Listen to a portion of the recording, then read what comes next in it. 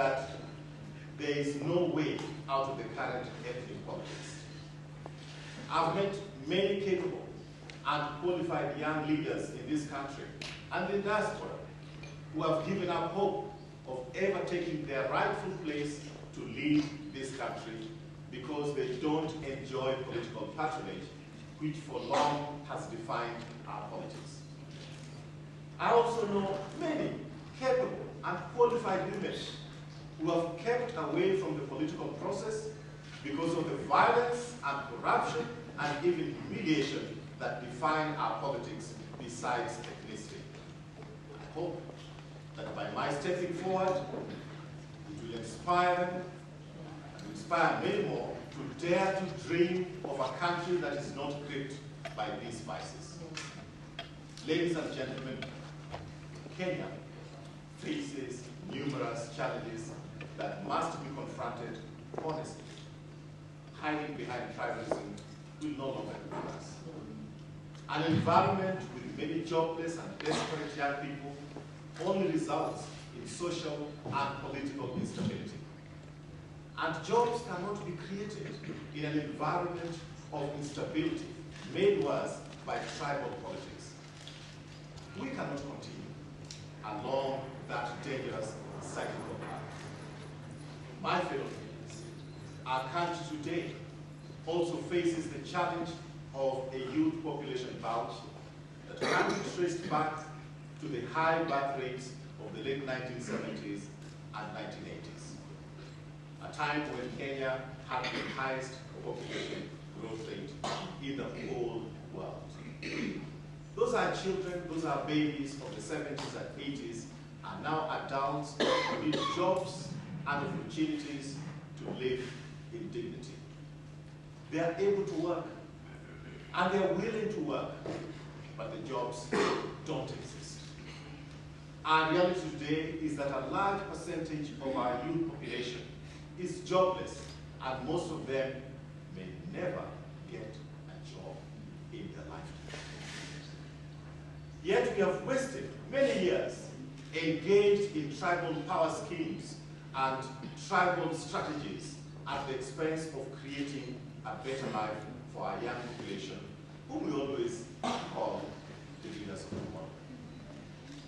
Even when our economy has registered improved performance, our unemployment rates at public levels have continued to get worse. As a country, it behoves us to pay great attention to these problems. Ladies and gentlemen, my candidacy recognizes unemployment as a key challenge, and I intend to change the flavor and direction of our politics to address it. It is time to harness the collective strength and determination of all Kenyans, celebrating our diversity, and joining hands from Lokitwang to Likoni, from Migori to Mandera, so that we can build a great country together. From my very humble background, I understand the predicament faced by these young people. I understand the predicament of a young, jobless man or woman who, without well-connected relatives to help them find a job, have no hope. I was that young man once. I know what it is to set up a small business and struggle with it to support a young family. I've walked that road. I know what it is to be a child, to hustle with the mother all day at the local market and still go to bed hungry. I was that child once. But I also know how much a difference can be made by a helping hand, because by attending Starehe Boys Center School, that changed my life forever. I've been there. I understand the struggles of many Kenyans who long for the opportunity to find steady jobs, feed their families, and live with dignity. My own life experience has proved that no situation is permanent. And that is true for every today. And I want to roll up my sleeves and with the support of Kenyans, do something about it. As a member of parliament for Ariega, I took that spirit to my constituency, where I joined hands with local communities eager to make progress, from building schools for our children to construction of homes for our widows. I'm very proud of what we accomplished by bringing together the determination of my constituents, modest, well-managed resources, and exhibiting passionate, compassionate, and progressive leadership.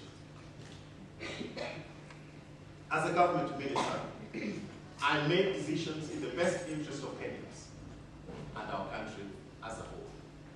I stood on principle and without fear, no matter the personal consequences. Throughout my public life, I've relied on my strength of character to stay clear of corruption. Tribal politics have uprooted entire communities, cost thousands of lives, earned us a national shame, and pushed this country backward far enough. I stand with the belief that together we can walk this journey and transform this country into a more united, more peaceful, and more developed, and more secure country, with opportunity for all our people, regardless of their ethnic origin. Because I believe that collectively, our tribe is Kenya. A proposition to lead Kenya out of the trap of ethnic politics, which has consumed us and undermined our national efforts. We must usher in a new era of an issue-oriented political dispensation. I'm making a proposition which puts wealth and job creation, the improvement of quality of life of every Kenyan, in education, housing, employment, health, and efficient public service delivery, when we can decide to persist on a path of uncertainty or embrace a progressive future of hope, peace, and unity. That foundation for the peaceful and secure coexistence of our children and their prosperity in the years to come must be built by our leadership today. My service to this great country has given me the opportunity to engage with and learn from Kenyans from all levels of our society. I've been honored with the privilege of serving this country in a key position as an advisor in the Office of the President, specifically addressing the challenge of management of our rich diversity.